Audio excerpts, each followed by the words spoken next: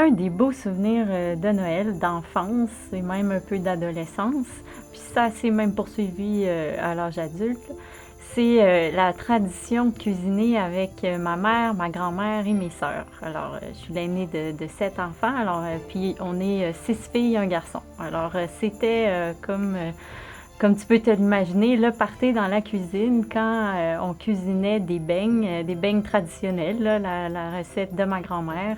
Puis je pense que c'était la recette de sa mère. Alors, tu sais, c'est une recette qui a fait, là, quelques générations. Alors, c'était vraiment, puis en fait, j'espère que c'est pas terminé, là, parce que ma grand-mère est toujours vivante. Puis, ça, c'est une tradition même que je voulais, revivre cette année parce que ça donne des beaux moments en famille, surtout, ben, entre filles. Il y a mon frère qui pourrait être invité, là, mais disons, c'était beaucoup entre filles, entre sœurs et entre, c'est ça, mère et grand-mère.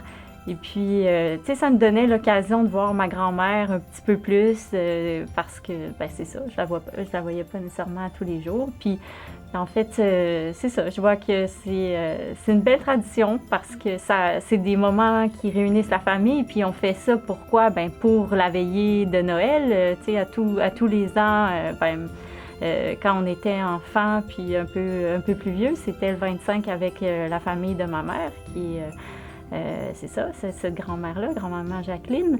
Alors, c'était un moment où on pouvait partager toute la famille et puis les desserts, en tout cas, pour moi qui a la dent sucrée, c'est très important.